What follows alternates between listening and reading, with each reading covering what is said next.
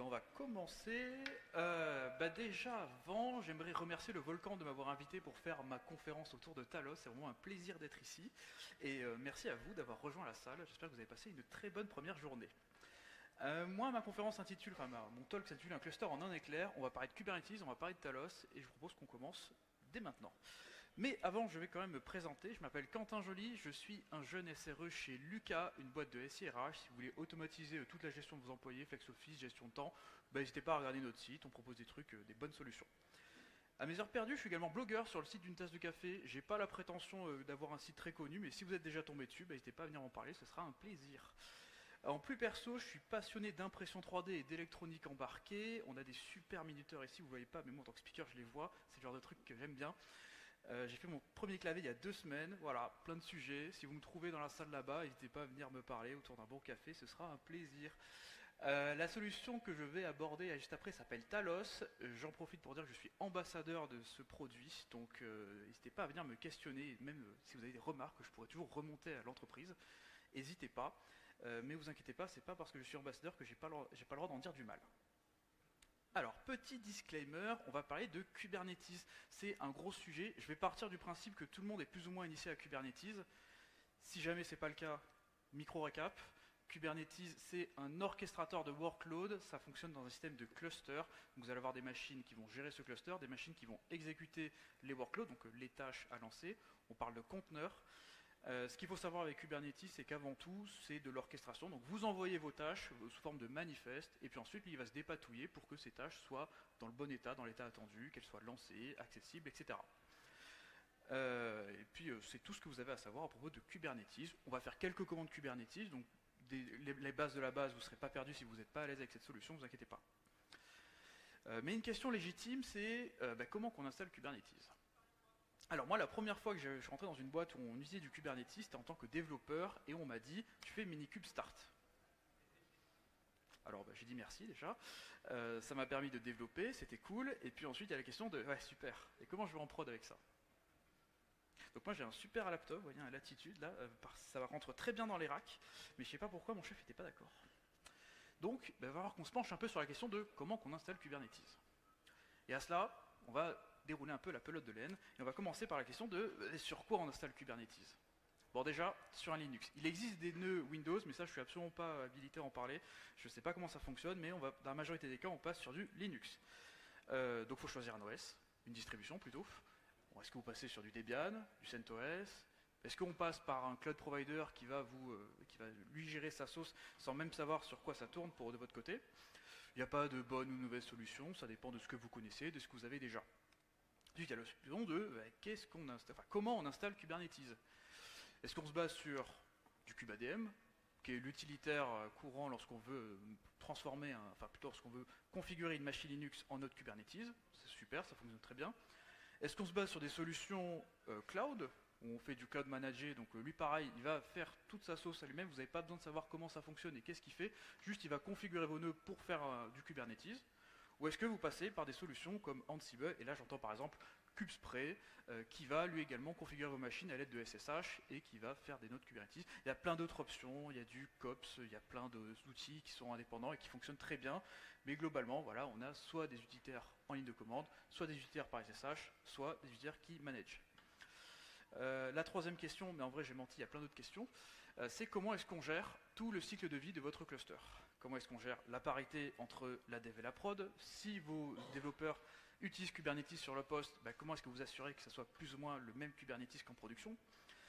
Comment est-ce que vous gérez vos mises à jour, côté Kube, côté OS? Est-ce que pareil vous allez vous baser sur du KubeSpray, les solutions managées? Comment vous automatisez tout ça? Comment vous versionnez votre configuration? On est à cette étape-là. Est-ce que vous avez des dépendances liées à la plateforme que vous utilisez? Si jamais vous êtes sur un kube managé, c'est pas pareil que si jamais vous gérez vos propres machines avec votre propre cube. Et ensuite, il y a l'ultime question du hardening, airbag côté cloud, accès réseau côté on-premise. Bref, vous avez plein de questions à vous poser, et c'est normal, et c'est ça de gérer un cluster cube. Et vous l'aurez compris, il y a 2 grands univers. L'univers du cloud, qui est super automatisé parce que vous avez de beaux formulaires, vous avez de belles API. Vous pouvez gérer les accès comme vous voulez, mais en revanche, vous êtes limité à ce qu'est capable de faire votre cloud provider. pouvez pas, par exemple, faire tourner vos machines enfin, pas faire tourner vos nœuds sur des machines un peu atypiques. A l'inverse, vous avez l'on-premise, où là vous pouvez faire tourner ce que vous voulez comme vous voulez, mais vous devez tout vous taper vous-même, que ce soit la gestion des machines, comment vous les installez, comment vous les gérez, comment vous faites votre inventaire, bref, c'est trop bien l'on-premise, mais vous devez tout vous taper. Et ce que je vais essayer de vous présenter aujourd'hui, c'est une solution qui permet d'allier la flexibilité du cloud avec une super API et la liberté du on-premise en installant vos nœuds sur n'importe quelle machine, où vous voulez, quand vous voulez. Et cette solution, c'est Talos. Alors Talos, c'est une distribution Linux qui ne s'appuie en rien sur ce qui existe. On ne parle pas d'un fork, on ne parle pas d'une image basée sur du Debian, du Alpine, du CentOS, non, c'est vraiment un développement from scratch. Qui garde en focus avant tout la sécurité. Donc dès le début, en fait, ils vont incorporer des méthodes et des procédures de sécurité. Ils en parlent très bien sur leur site. C'est avant tout comme ça qu'ils ont pensé Talos. On est sur une distribution immuable et atomique. Alors je sais plus, je confonds toujours entre immutable et immuable. Je suis désolé par avance. Je vous en touche deux mots juste après. On est sur du vrai open source. Des HashiCorp. On est sur une distribution qui est éphémère. C'est aussi facile d'installer du Talos que de le péter, et quand de péter dans le sens où on le souhaite, de décommissionner plutôt. Je vous montrerai ça dans les prochaines démonstrations. C'est pensé pour être extensible. Ça pareil, je vous en touche deux mots après, et surtout c'est cloud agnostique. Si vous êtes sur du on-premise, vous pouvez mettre du Talos, du Amazon, vous pouvez mettre du Talos, Azure, OpenStack, du dédié également. Normalement, toute machine est compatible Talos et vous avez plein de manières de le déployer et de l'installer.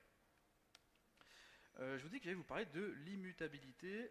L'immutabilité, c'est lorsqu'une partie de votre file system est en read-only et n'est pas modifiable autre que par une procédure qui est très contrôlée. Il y a plein de distributions qui s'appuient sur ce principe. Je pense à NixOS ou GeekSSD, mais il y a également d'autres distributions comme Silverblue, cette machine en est une, ou du Flatcar. L'idée, c'est avant tout de garantir la stabilité de vos machines, mais également en ajoutant une petite couche de sécurité. Et la question, c'est comment est-ce qu'on fait de la mise à jour sur de l'immutabilité? Et bien, ça rajoute un autre principe qui est l'atomicité. L'atomicité, c'est un peu comme quand vous faites des transactions en SQL. Vous lancez une transaction, vous déroulez votre procédure, si jamais la procédure a échoué, vous annulez et on va être censé revenir dans un état comme si vous n'avez rien fait. C'est pareil avec l'atomicité. Si par exemple je fais une mise à jour sur une machine Talos, je passe de la V002 à la V003, donc il va dérouler sa procédure de mise à jour. Si ça échoue, il revient en arrière. Et à l'inverse, si ça réussit, il commit tout ça et il démarre sur cette nouvelle version. L'atomicité, c'est donc lorsqu'une procédure doit être soit entièrement réalisée, soit totalement annulée. Et dans ce cas-là, c'est souvent le cas de toutes les distributions immutables, notamment celle dont j'ai parlé juste avant. Alors maintenant, on va parler de Talos un peu plus en détail. Une première chose que j'aime présenter lorsque je parle de Talos, c'est avant tout à quel point les images sont petites. Si je prends une image Ubuntu, et c'est uniquement un but informatif, je ne veux pas cracher du tout sur Ubuntu, on tombe sur une image minimale, je dis bien minimale, de 1 gigaoctet. Si je prends maintenant une image Talos, on tombe sur avant tout une moyenne de 90-100 mégaoctets. Si on prend juste la base de la base. Voilà, je voulais juste montrer que vraiment, il n'y a pas grand chose sur une Talos, et rien qu'avec ça, on arrive à démarrer et à avoir un système complet. Et on peut se poser la question de pourquoi est-ce que c'est aussi petit? C'est avant tout parce que sur une Talos, il n'y a pas grand chose. Il n'y a que 12 binaires qui tournent, ils ont un super blog post qui en parle, donc si jamais vous récupérez les sources, vous pourrez récupérer le lien juste en dessous et lire le blog post qu'ils ont publié. Mais concrètement, ce qu'il faut savoir, c'est qu'il y a juste un init qui est l'équivalent du systemd sur les distributions traditionnelles, tout le nécessaire pour lancer des conteneurs, pour gérer les modules kernel, les disques et les périphériques, côté réseau aussi, et puis c'est tout. Et c'est tout ce dont on a besoin pour lancer une Talos.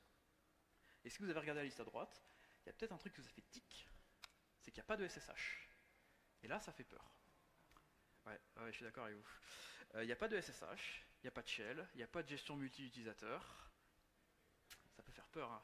Mais vous inquiétez pas, c'est pas parce qu'il n'y a pas de SSH qu'on est incapable de modifier la machine, c'est parce que tout passe à travers une API. Vous voulez modifier un fichier, API, mettre à jour la machine, API. Vous voulez récupérer les trames réseau, pareil, ça tout passera par l'API. Et quand vous installez ou vous voulez reset une machine, tout passe par cette API. L'idée, c'est qu'on remplace tout le SSH par une API. Et je dis pas que le SSH n'est pas bien, j'adore le SSH, j'administre ma machine en SSH, mais avec une API, vous avez la possibilité d'intégrer ça dans votre tooling interne. Parce que faire du SSH dans un programme, ça peut être un peu galère en fonction de ce qui tourne sur le serveur, mais contacter une API, c'est super simple. Donc, tout doit passer par cette API. Petite diapo avant de passer à la première démonstration, je voulais vous montrer les composants de Talos et les composants de Kubernetes au sein d'un cluster. J'ai récupéré cette image depuis le site officiel de Talos. Donc vous voyez tous les composants de Kubernetes en bleu. Donc on pense à l'API server, le scheduler, le kubelet, vous les connaissez mieux que moi. Et à côté, on a les composants de Talos, le machine D, le trustd qui gère les certificats, le machine D qui gère donc tous les processus, tout du moins tous les services qui sont lancés à l'intérieur. L'API ID, je vous parlais de cette API juste avant. Et cette API est présente à la fois sur les control planes et sur les workers. Et si vous êtes habitué au kubectl, et bien là on va faire du talosctl. Juste avant de passer à la prochaine slide, je vais vous montrer également que le machine D il communique directement avec l'API server. On n'est pas sur une distribution où on a d'un côté la configuration de l'OS et d'un côté la configuration du kube. Là les deux ils sont vraiment très liés. Vous allez le voir juste après. Et juste après, c'est maintenant. Donc je vous ai mis les deux commandes à retenir et moi ce que je vais faire c'est que je vais mettre un petit chronomètre. Voilà. On va pas se presser, on va prendre le temps de décomposer les actions, mais voilà, je voulais juste montrer que c'était assez rapide, donc on va le faire avec ce chronomètre qui tourne à côté qui me stresse déjà. Donc déjà je vais vous montrer mon setup. J'ai dans mon salon deux petits clusters Proxmox, enfin deux nœuds Proxmox, sur lesquels j'ai installé des machines Talos. Donc ces machines, on en a 4, elles sont actuellement toutes en mode maintenant, ça veut dire qu'elles viennent de démarrer pour la première fois et qu'elles sont dans l'attente de leur configuration. Et c'est justement ce qu'on va leur donner. Donc vous voyez l'uptime juste ici, donc vraiment elles sont très neuves. Nous ce qu'on va faire, c'est qu'on va déjà les installer, et puis ensuite on va essayer de s'amuser avec sur Kubernetes. Donc j'ai mon terminal, c'est un peu petit, promis je zoome. Voilà. Je suis dans un répertoire vide, j'ai menti. Je suis dans un répertoire vide, c'est mieux. Et la première chose que je vais faire pour installer une Talos, c'est faire un talosctl gen secrets. On va générer tous les certificats nécessaires à l'installation de mon cluster. Donc là, s'il le veut bien, voilà, très bien. Il m'a généré un fichier secrets.yaml, et dans ce fichier, j'ai des secrets qui sont pour que les machines se reconnaissent entre elles. Je ne vais pas détailler tout à quoi elles servent parce que ça prendrait beaucoup de temps, et il y a beaucoup de mécanismes qui sont propres à Talos. Mais ce qu'il faut retenir, c'est que j'ai les certificats de mon etcd, j'ai les certificats de mon Kubernetes et de tous les services accounts liés, et à la toute fin, j'ai des certificats qui s'appellent OS. Pourquoi OS? Parce que je vous parle d'une API depuis tout à l'heure, mais c'est pas parce qu'on a une API qu'on n'est pas authentifié, et l'authentification se fait par MTLS. Donc moi je connais les certificats de mes machines Talos, les machines Talos peuvent reconnaître mon certificat administrateur, et c'est comme ça qu'on s'authentifie mutuellement. Donc là c'est génial, j'ai mon secret, maintenant je vais générer ma configuration de Talos. Donc je fais un gen config, et je vais mettre en paramètre le nom du cluster, on est au Volcamp, on va l'appeler Volcamp, et ensuite l'endpoint d'un des control planes. Là, c'est à ce moment-là que je vais vous demander d'avoir un petit peu d'imagination et d'imaginer que j'ai mis un reverse, enfin un load balancer, une VIP qu'on pourrait configurer dans Talos directement. Mais là, par simplicité, je vais juste directement mettre l'IP d'un de mes control planes. C'est absolument pas achat, mais ce sera très bien pour la démonstration. Et là, j'obtiens 3 nouveaux fichiers. Donc j'obtiens le controlplane.yaml qui correspond à toute ma configuration, je vous en touche 2 mots juste après. Le worker.yaml qui est le strict équivalent, mais pour les workers. Et le talos config qui est l'équivalent du kubeconfig. Voilà, j'ai leaké mes certificats, super. Donc, hop, j'y reviens parce que je détaille ce qu'il y a à l'intérieur du machine config. Donc le machine config, c'est le nom que portent les fichiers worker et controlplane.yaml que je viens de vous montrer. On retrouve à l'intérieur la configuration de Kubernetes, donc les CIDR des pods par exemple, le CNI qu'on va utiliser, des manifestes qu'on veut injecter. On trouve également tous les certificats nécessaires à Kubernetes. Il y en a un petit peu plus pour les control planes, mais dans les deux cas, en fait, on met des certificats qu'on a générés dans le secrets.yaml. On retrouve les points de montage, les arguments kernel, l'authentification sur la registry, toute la configuration réseau. Si vous voulez configurer des VPN, c'est à cet endroit-là également. On peut vraiment aller dans le détail. Je vais pas scroller le fichier parce qu'il fait plus de 2000 lignes, alors on va y passer beaucoup de temps et j'aimerais bien vous montrer d'autres choses. Mais bref, il y a beaucoup de choses dans ces fichiers-là. Donc, on va y repasser, et puis maintenant, qu'est-ce que je vais faire? Je vais faire un talosctl apply, et je vais envoyer mon controlpoint.yaml sur une de mes machines. Donc les IP de mes machines, c'est la 101, 102, 103, 114. 114 parce que c'est un worker, donc je voulais qu'il y ait une dizaine de différences. Donc je fais un talosctl apply, mon control plane, l'IP de mon control plane, l'IP de la machine destinatrice, où il y a une répétition, on va en parler juste après.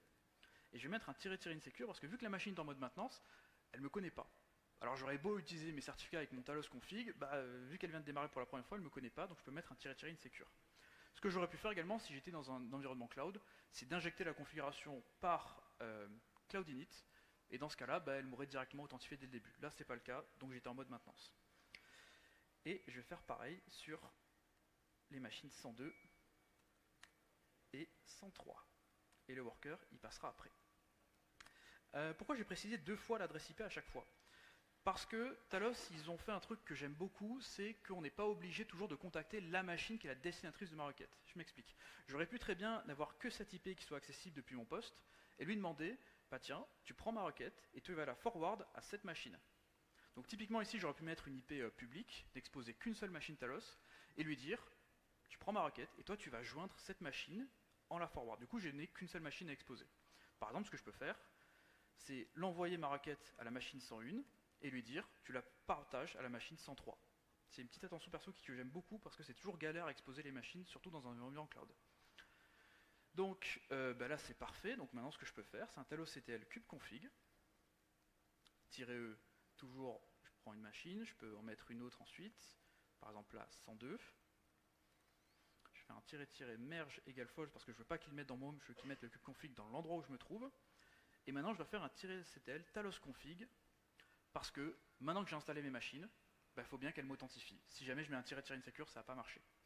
Juste avant d'exécuter la commande, on va regarder dans quel état elles sont. Donc là on est sur le worker, c'est normal qu'il n'ait pas changé. Et voilà, donc on voit bien Volcamp ici, c'est lisible? Ouais, ça va, c'est lisible. Volcamp, donc c'est-à-dire que les machines ont bien reçu mes requêtes. On voit qu'ici il y a des contrôles planes. Bah, parfait tout ça. Donc je fais ma commande. Il m'a bien créé le kubeconfig. Et donc là, on va avoir apparaître mes 3 nodes. Et on aura déjà un cluster. Ok, donc là c'est un peu embêtant. Donc les machines sont... Alors là c'est gênant, vous voyez. Ok, alors je vais utiliser un joker, je suis sûr que je me suis aidé dans mes slides. Mais oui, ok, on n'a pas de cluster encore, il nous manque quelque chose. Alors les gens qui ont fait du QAM, peut-être qu'ils savent de quoi on parle. Il y a un truc que je pense que les machines sont en train de me gueuler là, ils disent Quentin, il manque quelque chose. Donc ce que je vais faire, c'est que je fais un talosctl dmessage sur une des machines et puis je suis sûr qu'elle va me donner la réponse, parce que je ne l'ai pas en tête. Donc 101-talosconfig, vous inquiétez pas, c'est juste la première démo, je tape beaucoup de commandes. Donc oui, il n'y a pas de play controller, ok. Ah voilà, c'est ça. Donc il nous dit, voilà, etcd dans l'attente de rejoindre le cluster, si ce nœud est le premier nœud du cluster, lancez un talosctl bootstrap. J'ai pas compris, mais je vais le faire. Donc je vais reprendre mon dmessage, je vais faire mon bootstrap, pas de réponse, donc tout va bien. En fait, ce qui vient de se passer, c'est qu'on a besoin d'élire la première machine du cluster, parce que c'est elle qui va instancier la base etcd. Dans une démarche automatisée, dans un système GitOps par exemple, il faut toujours que ça soit une seule machine qui instancie la base etcd. Sinon, ça ne nous fait pas un cluster, mais 2 clusters. Et nous, on veut bien que nos machines rejoignent qu'un seul cluster. Dans ce cas-là, il faut faire la commande talosctl bootstrap en choisissant un des nœuds. Donc par exemple, bon, là j'ai pris le premier, mais ça aurait pu être n'importe quel control plane. Et une fois chose faite, on devrait avoir un etcd qui tourne, donc sur un etcd members. Donc là on a 2 machines qui ont rejoint l'etcd, donc la machine 103 et 101, 101 qui est la première du cluster etcd, et si j'attends un petit peu, il y a la dernière machine, la 102 qui va le rejoindre, je ne vais pas attendre qu'il le fasse, je vais directement passer à la suite. Et donc maintenant, si je refais mon kubectl getNode, à tes souhaits, eh ben, j'ai plus les mêmes messages d'erreur. Ce qui veut dire que déjà j'ai un API serveur qui répond. J'ai pas encore mes nœuds parce qu'ils ne se sont pas encore enregistrés, mais déjà on a un cluster Kubernetes. Si je liste tous les pods, ça va arriver assez vite. Rien que le fait que j'ai une réponse, c'est déjà assez positif. J'en profite pour installer mon worker, donc je refais les mêmes commandes que tout à l'heure. -n, donc c'est la machine 114. Je vais joindre la machine 101 juste pour vous montrer que ce que je disais tout à l'heure c'était pas des bêtises. Et je vais mettre -insecure. Et donc là, la machine 114 est censée s'installer. Voilà, elle est en mode installing, elle va formater son disque, rebooter, et après elle va rejoindre tranquillou le cluster. Maintenant je refais mon getPod, et on a déjà 2 corps DNS qui sont en train de se scheduler. Ça prend juste un peu de temps, le temps qu'il y ait le pool des images, mais déjà on a un cluster Kubernetes. Si je re-regarde le TCD, on a nos 3 control planes, et ça sent déjà très bon. Donc voilà, les pods vont se scheduler. En attendant, le worker est en train de rebooter, mais déjà, on est pas mal. J'en profite, parce que là on a un tout petit peu de temps, le temps que tout se setup tranquillou, je vais vous montrer comment j'ai créé mes machines Talos. Déjà ce que j'ai fait, c'est que je suis allé directement récupérer une ISO qui n'est pas disponible directement sur les dépôts GitHub, sur les dépôts, oui c'est ça, sur les dépôts GitHub, en release, mais il faut passer par un site qui s'appelle le Factory, qui va vous permettre de générer des images un peu customisées pour créer vos nœuds. Donc on va faire le formulaire ensemble.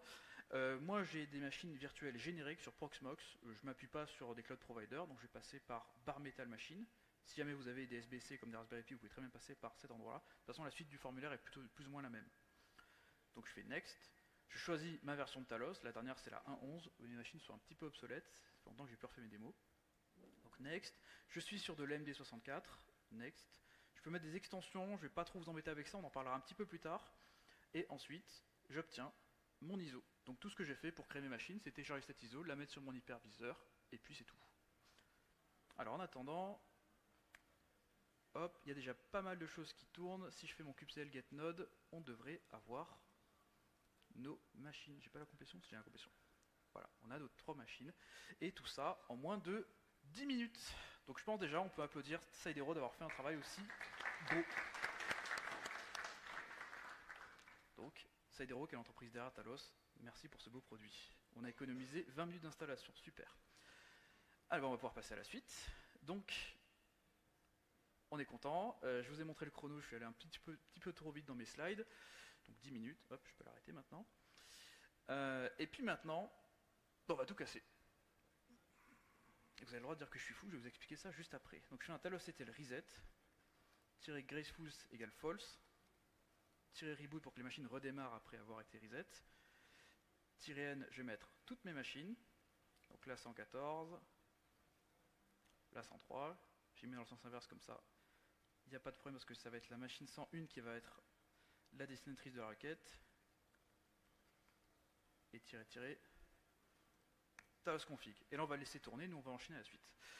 Donc pourquoi j'ai cassé notre cher et tendre cluster à laquelle on a eu beaucoup de mal à installer? J'ai tout vous expliqué. J'ai remarqué qu'il y avait plein de petits problèmes dans notre setup. Plein de petits trucs qui me dérangent moi en tant qu'utilisateur. On va essayer de les lister ensemble. Déjà, je ne vous l'ai pas montré, c'est un manque de ma part, mais on précise le disque d'installation dans le machine config. Donc là, à chaque fois que j'ai un fichier dans mes control planes, dans mes worker.yaml, en vrai je peux vous le montrer. Hop. Oui, pardon, je zoome un peu. Donc je fais un vim control plane. J'ai une ligne qui définit le disque d'installation, et en l'occurrence, vu que moi ma machine c'est sur du SDA, j'ai pas eu à m'embêter, j'ai pas eu à modifier ce champ-là. Mais ça peut poser problème, notamment si on a des machines qui utilisent des disques spécifiques, comme par exemple des NVMe. Donc ce que j'aurais pu faire, c'est dupliquer mon controlplane.yaml, faire une version pour SDA, une version pour NVMe, et l'envoyer sur mes 2 machines. Un peu galère, mais ça se fait. Maintenant, les commandes sont longues. Je suis fatigué des doigts. Donc il y a peut-être 2-3 moyens de les automatiser, et c'est ce qu'on va voir un peu après.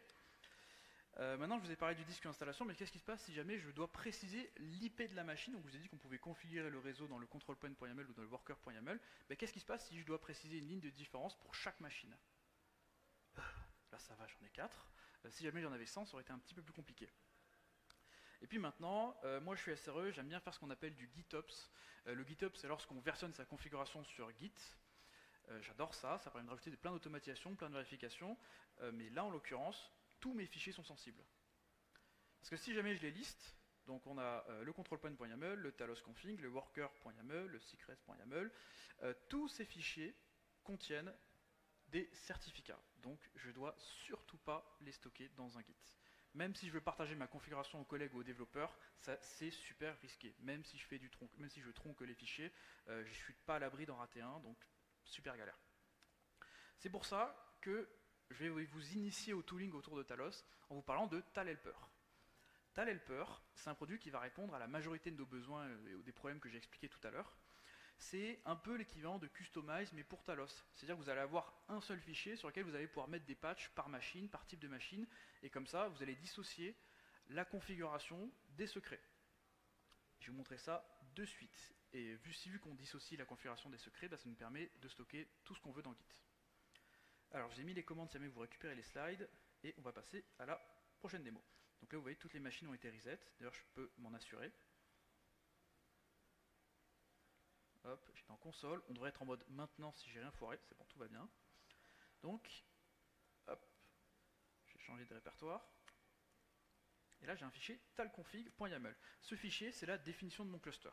On retrouve la version de Talos, l'endpoint que j'ai précisé tout à l'heure lors du talosctl genconfig, et ensuite j'ai plus bas la liste de mes nœuds, avec leurs adresses IP, les disques d'installation, donc à ce moment-là est-ce que je pourrais en changer une. Je peux préciser des différences par machine, donc par exemple le worker va avoir un kernel args différent des autres, et ensuite je peux préciser des patchs par type de machine.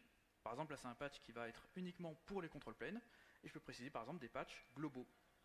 Je ne vais pas vous détailler ce que font ces patchs, mais voilà, sachez juste que c'est possible grâce à talhelper.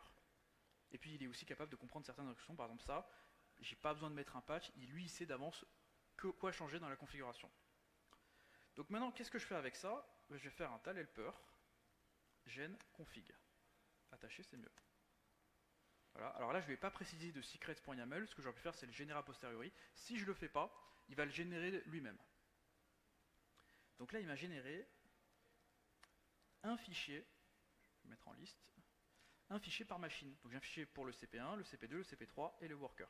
Et si jamais je fais un grep, tiers net. Je crois que c'était ifname, on voit bien que uniquement le worker 1 a une différence sur les arguments kernel, ce que je vous montrais juste tout à l'heure. Donc maintenant, je vous ai dit que j'avais la flemme de taper plus de commandes, donc je fais un talhelper gen command apply. Et là il me génère toutes les commandes bash pour que je puisse appliquer le bon fichier, par exemple le CP1, sur la bonne IP, la machine 101. Et là il manque encore quelque chose parce que les machines étant en mode maintenance, il faut qu'on rajoute le ---- insecure. Donc c'est pas grave, je peux lui rajouter extra flags ---- insecure. Et maintenant j'ai juste bêtement à copier-coller. Et voilà, il a appliqué mes manifestes au bon endroit. Donc là on peut regarder ce qui se passe sur les machines, c'est l'occasion pour moi de vous montrer quelles sont les étapes d'installation d'une machine Talos. Donc on voit qu'il a téléchargé un artefact OCI et qu'il utilise cet artefact pour formater son disque. C'était un peu rapide, vous pourrez si vous voulez regarder toutes les étapes d'installation, tout est détaillé dans la documentation. Et puis ça nous permet de voir également à quel point ça s'installe assez rapidement une machine Talos. Donc là on a au moins 30 bonnes secondes d'installation, vous pouvez faire ce que vous voulez en attendant, aller boire un café, voir les collègues, flex sur la rapidité d'installation de vos clusters comparé aux autres systèmes. Et puis voilà, la machine est installée. Donc maintenant les étapes vous les connaissez, un peu vieux ce Kubernetes, j'aurais dû mettre à jour ma config. Maintenant la suite vous la connaissez, donc ce qu'on peut faire c'est un talosctl bootstrap -erg à flemme. On va faire du coup à la place un talhelper gen command bootstrap. Ah, vachement mieux. Je colle, voilà. Et puis maintenant, pareil que tout à l'heure, je vais récupérer mon kubectl, donc gen command, kubectl, -extra flags, toujours je veux pas qu'il se mette dans mon home, merge égale false, il me génère la commande, et j'ai mon kubectl. Il y a peu de chances qu'il réponde parce que je suis allé un peu vite, donc je pense qu'il n'a pas fini de ce setup. Donc je vais faire un gen node, kubectl, et si, on a déjà une API serveur qui répond. Et donc là, j'ai oublié de mettre un chronomètre, mais je pense qu'en moins de 5 minutes, on a installé notre cluster, donc la moitié du temps de tout à l'heure. Et ça déjà, c'est beau. Alors je vais vous demander s'il vous plaît d'applaudir le mainteneur de ce produit, qui s'appelle Buddyman Jojo et qui fait plein de tooling autour de Talos, et c'est juste incroyable. Donc je lui ai dit que j'étais ambassadeur, mais je pouvais dire du mal de Talos.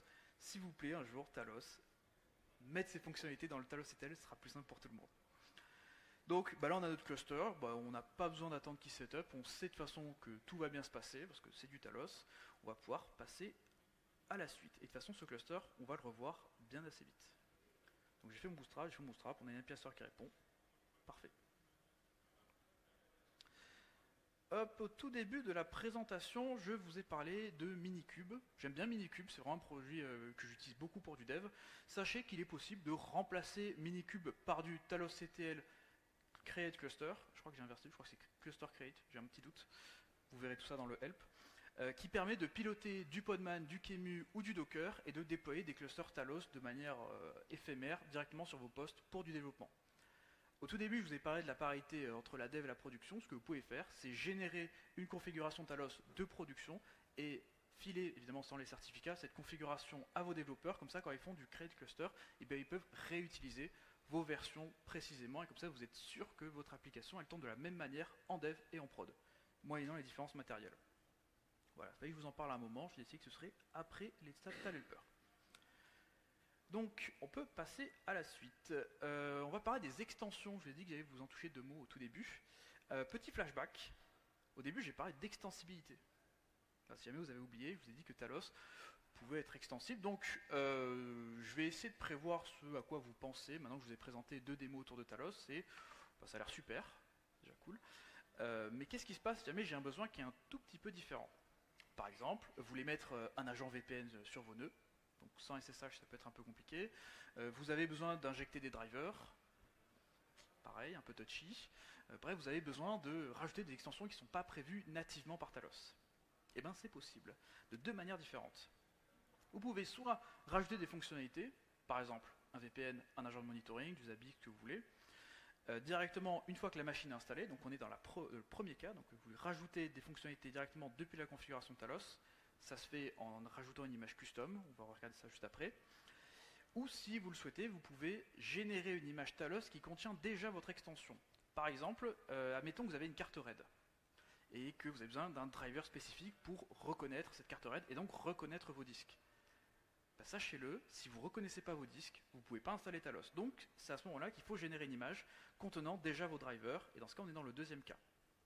Je ne vais pas détailler ce second cas, parce qu'on n'a pas trop le temps, mais si ça vous intéresse, j'ai fait une procédure sur comment créer sa propre extension directement sur mon blog.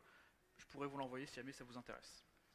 Alors pour le premier cas, on va rajouter donc une extension sur une machine Talos déjà préinstallée. Ça tombe bien, on a setup un cluster juste avant. Ce que je vais faire, c'est que j'aimerais bien installer les QEMU Guest Agents. Alors les QEMU Guest Agents, c'est ce qui vous permet de faire remonter des informations de la VM à l'hyperviseur. Par exemple, si je prends une VM au pif, par exemple voilà, une trafic, directement sur mon hyperviseur, j'ai les adresses IP qui remontent. Ça, par exemple, c'est grâce au QEMU Guest Agent. C'est la VM qui va remonter via une liaison série cette information à l'hyperviseur. Et ça, sur mes Talos, bah, je les ai pas. Ah, c'est dommage. Donc, on va regarder ensemble comment rajouter cette fonctionnalité, comment mettre les QEMU Guest Agents sur les machines Talos. Donc je vais retourner sur l'image factory et je vais générer une image qui possède cette extension. Donc je vais aller sur le bar metal machine, next. Je vais réutiliser la même version, donc moi je suis sur de la 11.1, je vérifie ça juste. Comme ça on ne se trompe pas. Donc ouais, 11.1, parfait. Qui next. Je suis toujours sur de la MD64, et là, voilà, dans les extensions, je vais mettre QEMU, guest agent, et je vais cocher.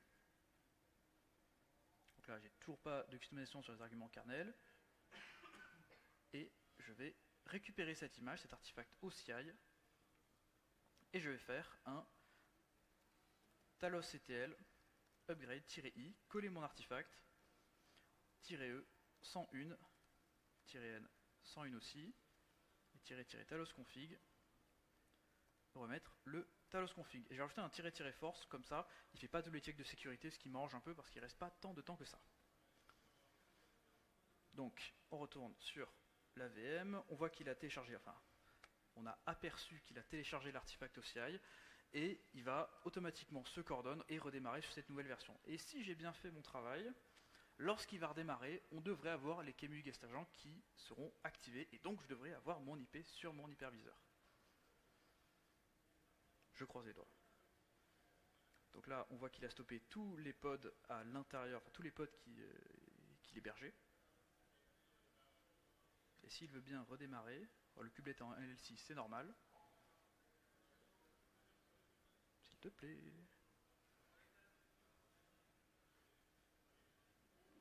Bon, je sens qu'il est un peu ronchon. Vu qu'il me reste pas trop de temps, je vais essayer de juste vous montrer que c'est possible. Donc là, par exemple, j'ai une machine Talos. Je vous montre que c'est pas... Voilà, une machine Talos, c'est la même. On est en 1.10.5, c'est un tout petit peu différent.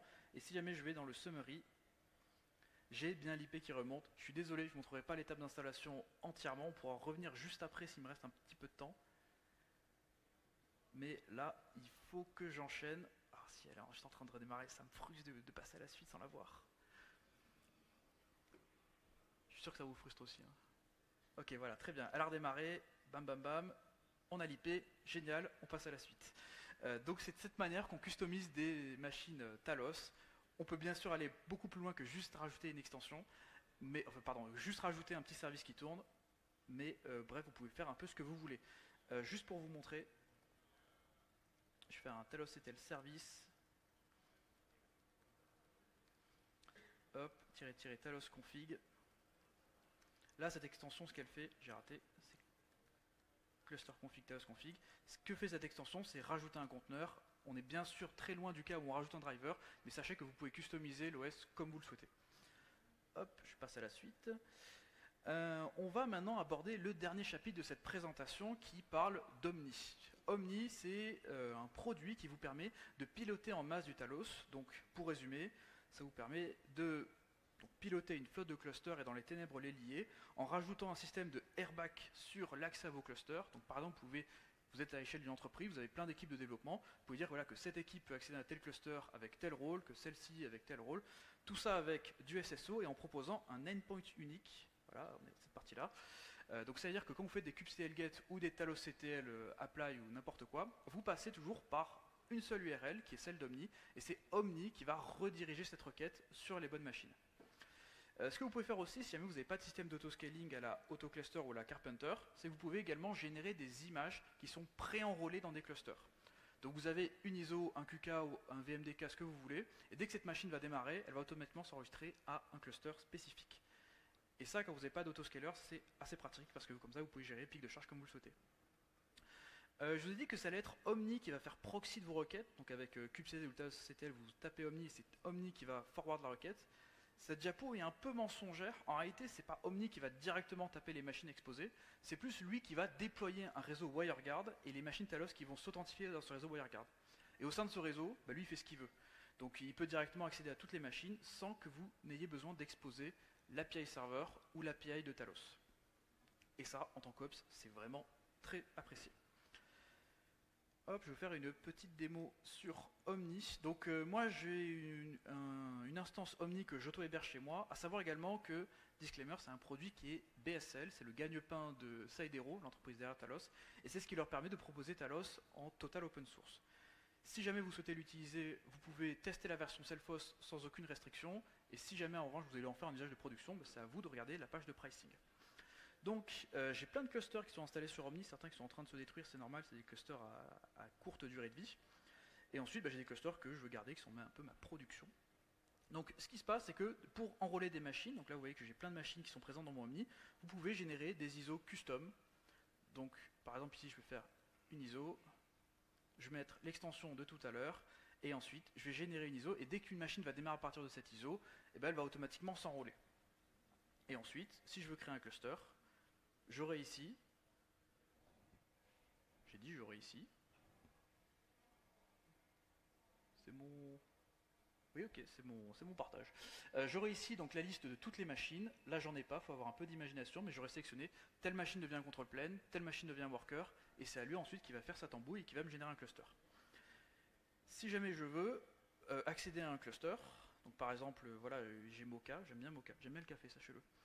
Ça explique tous les noms de mes clusters. Je peux télécharger le kubeconfig, et ensuite je peux essayer d'y accéder. Donc ça actuellement, donc Mocha c'est la production, c'est là où j'héberge mon blog. Donc, je vais faire un kubectl, je vais faire d'abord un cat.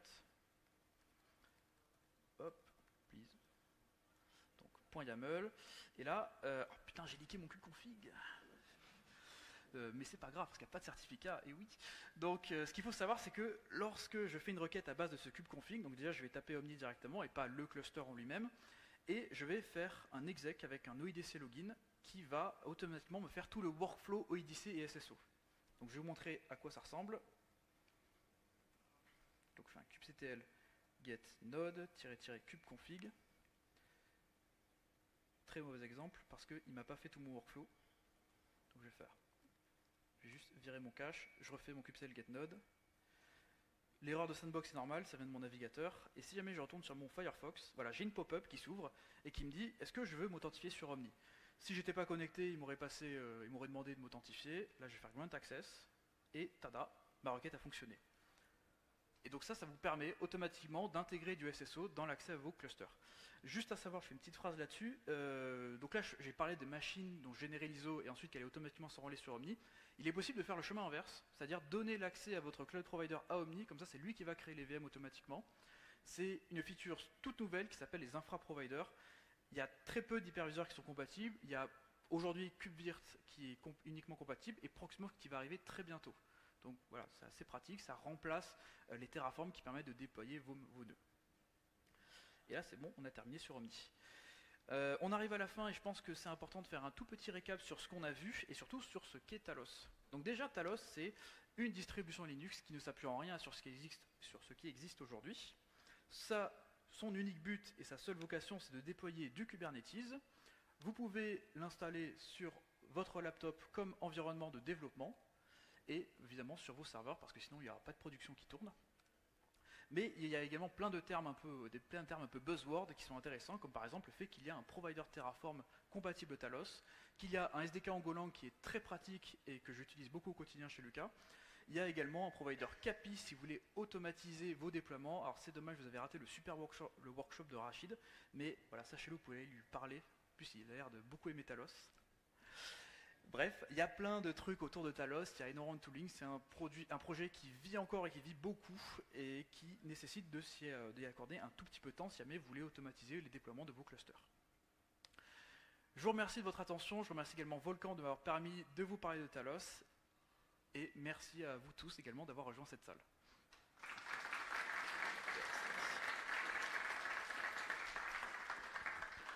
Merci beaucoup et il nous reste 3 minutes pour les questions si vous en avez. 1, 2, ouais, c'est bon.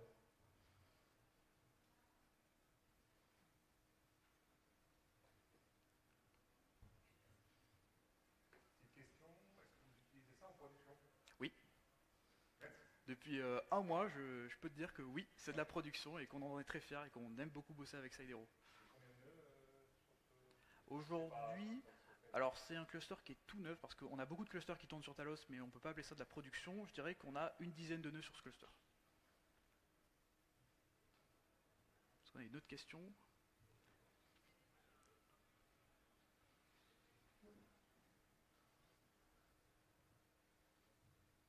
Tu parlais des control planes et des workloads, c'est quoi la différence du coup?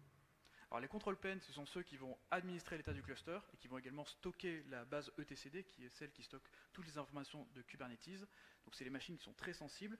Et les workers, c'est les machines qu'on va gérer un peu comme du cattle, c'est-à-dire qu'on va les casser, qu'on va les déployer en boucle, et qui ont pour unique vocation de faire du compute, donc d'héberger tes images Docker et d'héberger littéralement tes applications. Du coup, tu mets les 3 control planes, c'est quand tu se jack up. C'est ça, c'est uniquement dans un point de vue achat, comme ça si jamais avec 3 tu peux tolérer une perte, alors que si jamais tu n'en avais qu'un seul, bah, ton seul control plane il peut juste mourir et tout ton cluster se pète la gueule. Merci. Pas d'autres questions? Bah, c'est bon. Eh ben, très bien. Merci beaucoup à tous et si jamais vous avez des feedbacks, n'hésitez pas à en faire, je suis très jeune speaker donc les feedbacks ça compte et je remercierai toute personne qui en fera, donc merci beaucoup. Et si jamais vous avez d'autres questions, n'hésitez pas à me retrouver dans la salle, ce sera avec plaisir qu'on en discute.